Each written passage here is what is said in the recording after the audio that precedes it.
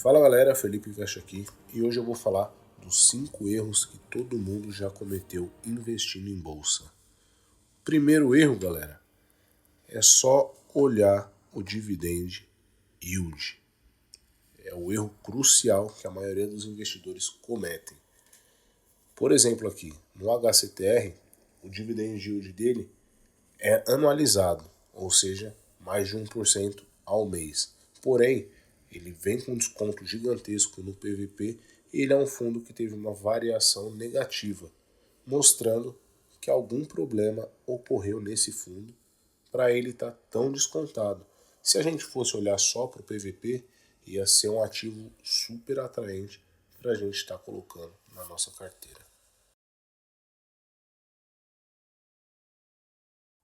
Segundo erro, um erro crucial que eu vejo também da maioria dos investidores é olhar somente para o PVP. Por que olhar somente para o PVP também é ruim, galera? Porque o PVP ele mostra se um fundo está caro ou barato, mas ele mostra também se o fundo está com muito problema.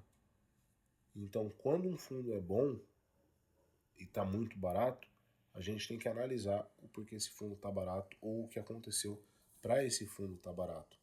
Lembrando que quando a esmola é de graça, todo santo desconfia.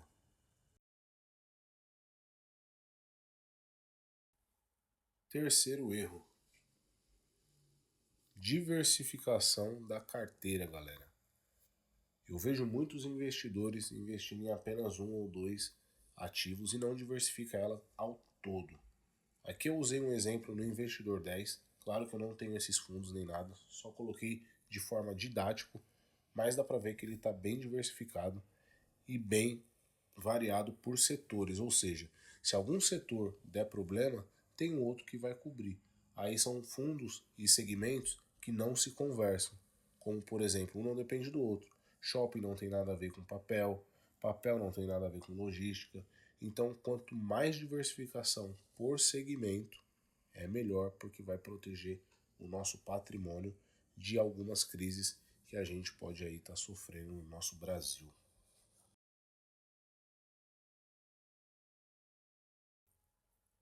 Quarto erro, reserva de emergência.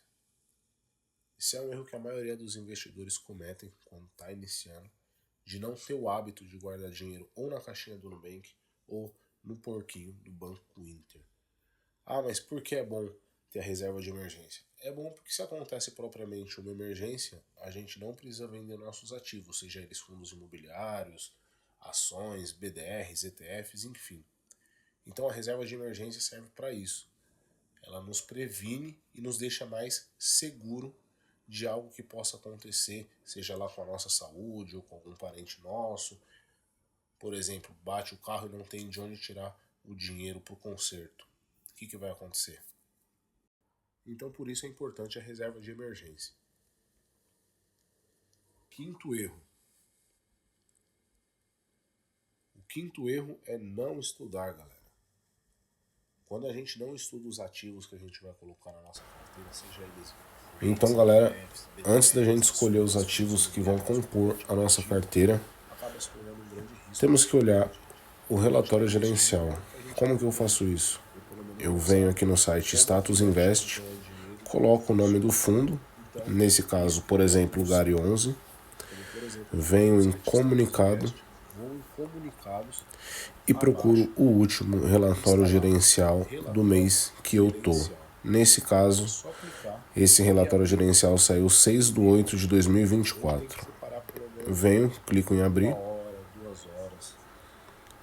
e aí vai abrir o relatório gerencial do fundo. Isso serve para todos os fundos.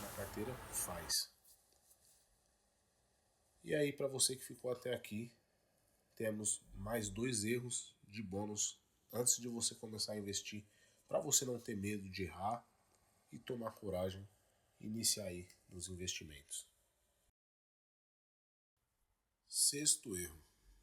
O sexto erro, galera, é o que mais acontece na bolsa também, que é querer retorno a curto prazo.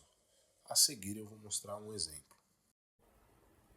Então aqui, galera, eu estou na calculadora de juros compostos tá? Valor inicial, zero, ou seja, nenhum valor guardado ainda. Taxa de juros 1% ao mês, dentro de um período de 10 anos e um investimento mensal de 250.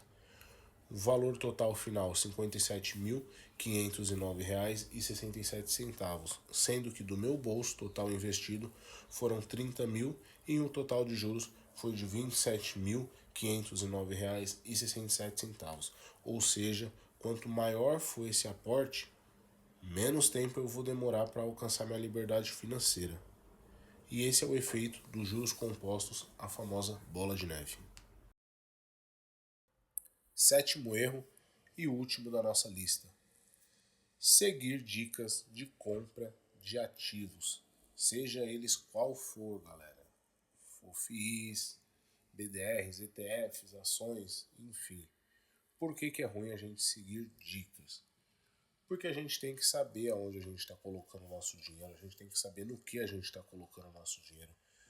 Temos que saber o porquê esse ativo está sendo recomendado, se esse ativo é ruim, qual é a gestão desse ativo, se tem um bom histórico, se é uma boa gestão, se é uma gestão pró-cotista, que é transparente com o seu cotista, se não tem conflito de interesse, se é uma gestão que pensa nela.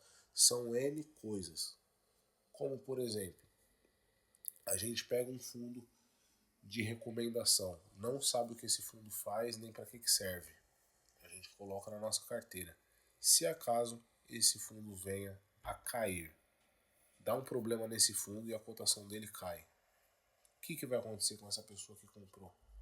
Ela vai ficar desesperada e vai vender. De repente pode ser um probleminha, ou de repente pode ser um problemão.